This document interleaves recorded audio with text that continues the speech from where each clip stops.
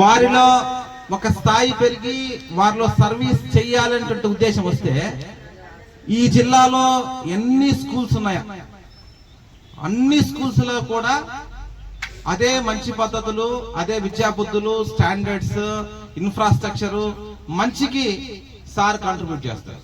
అంటే because sir స్థాయి పెరిగింది.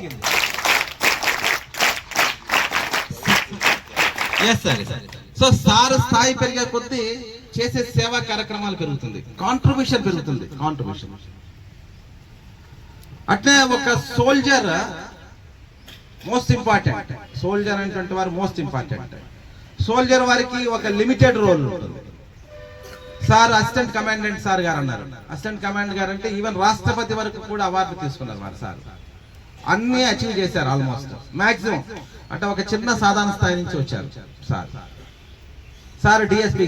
డిఎస్పీ గారు అంటే ఇప్పుడు మామూలుగా సారు నేను పరిచయం ఉన్నప్పుడు sir district minority welfare officer పనిచేశారు.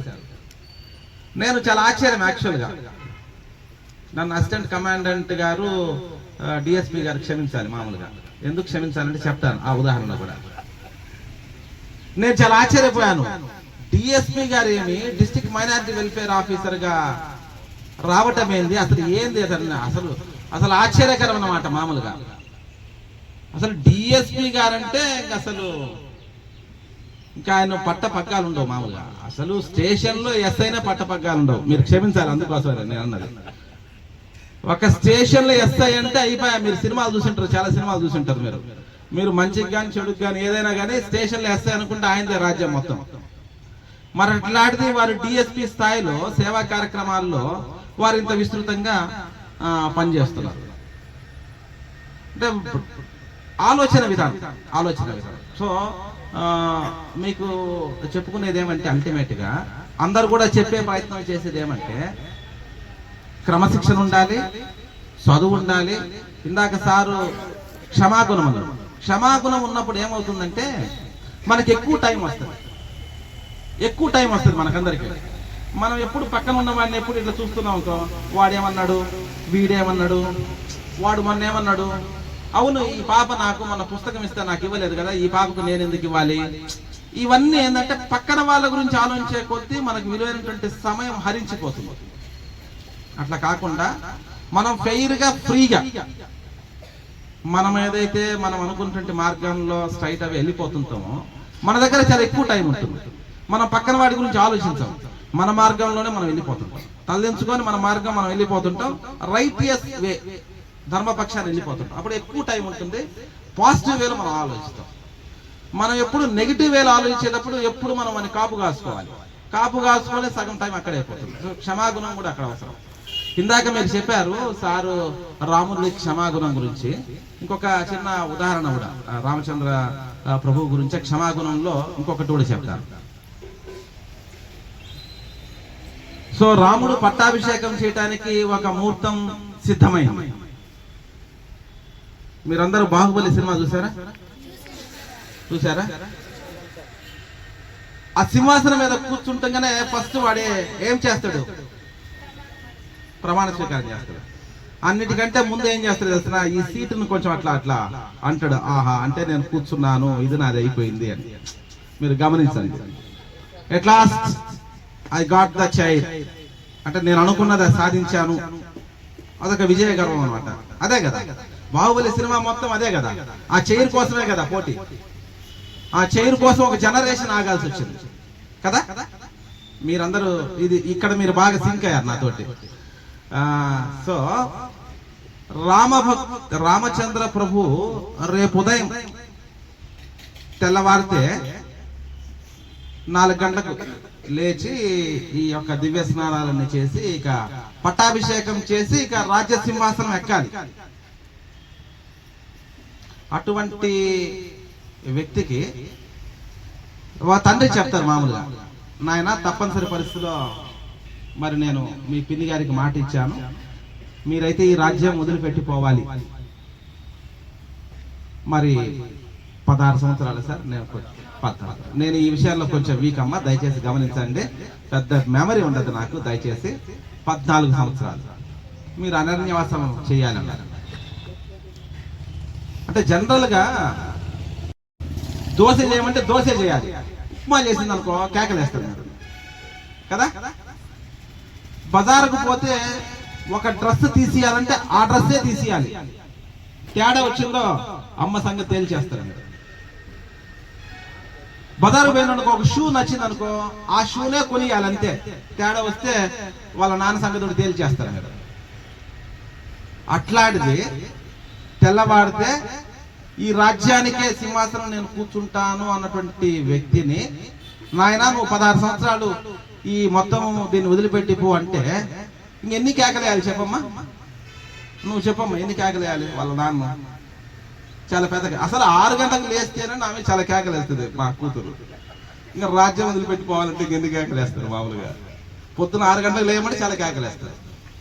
అట్లాంటి వ్యక్తికి ఏమని చెప్పారంటే తండ్రికి నమస్కారం చేసి తండ్రి మాటే శిరోధార్యంగా భావిస్తూ మనం ఆలోచిస్తాం ఇదంతా ఎందుకు వచ్చిందంటే ఈ పిన్ని చేసిందంటాం మనం, కొంతమంది ఈ అక్క చేసిందంటాం. మళ్ళీ పిన్ని దగ్గరికి వెళ్ళేసి నమస్కారం చేసి మొత్తం ఈ కష్టాలన్నీ ఎదుర్కొని తిరిగి రాజ్యానికి వచ్చిన తర్వాత తన తల్లికి ఎంత గౌరవం ఇస్తారో తన పిన్ని కూడా అంతే గౌరవం ఇచ్చి పాదాభివందనం చేసి ఏం చెప్తారంటే అమ్మా నువ్వు గీన ఇదే 16 సంవత్సరాల గీన నువ్వు నన్ను గీన అరణ్యవాసానికి పంపించకపోతే నా చేతి గుండా ఇంత దుష్ట శిక్షణ జరిగి ఉండేది కాదు, అది కేవలం నీ వల్లనే సాధ్యమైందమ్మా, ఈ మొత్తం కీర్తి ప్రతిష్టలు కూడా నీకే అంకితమమ్మా అని చెప్పారు. అంటే ఎవరి వలనైతే తను తాత్కాలికంగా నష్టపోయారో చివరికి ఆ వచ్చిన కీర్తి ప్రతిష్టలను కూడా వారికి ఆపాదించారు. సార్ క్షమాగుణం అంత గొప్పది. సో దయచేసి టు రీట్రేట్ వన్స్ అగైన్, ఎప్పుడు కూడా మన మార్గంలో ఉండాలి, మనం చక్కగా చదువుకోవాలి, డిసిప్లైన్గా ఉండాలి.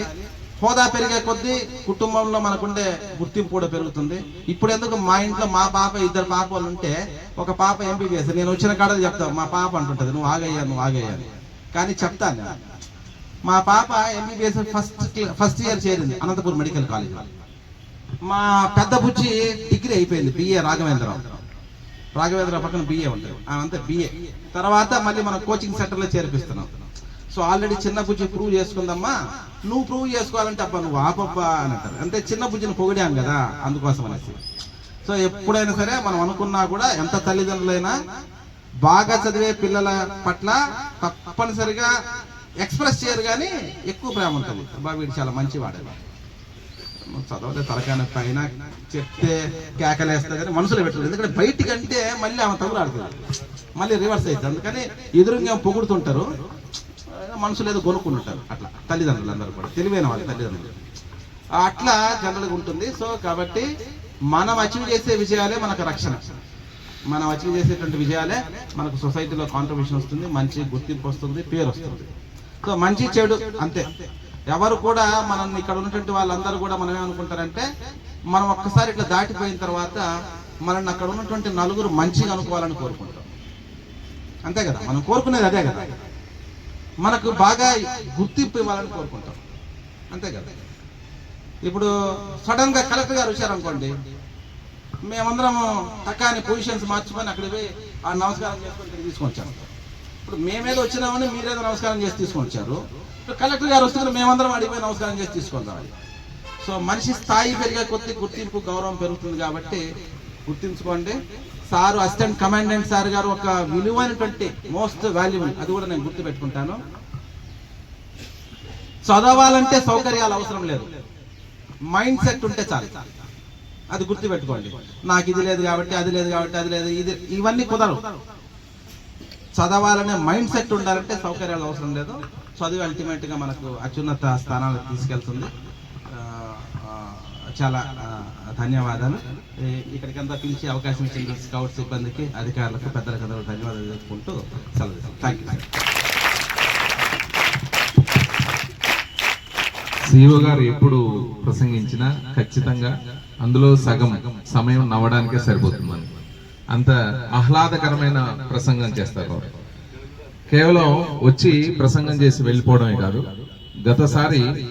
పోయినసారి వచ్చినప్పుడు పిల్లలకి ఒకరోజు సంపూర్ణ భోజనానికి దాదాపు 7,000 రూపాయలు వారు కాంట్రిబ్యూట్ చేశారు. మనస్ఫూర్తిగా మనం ఒక మాట అడగడం ఆలస్యం, వెంటనే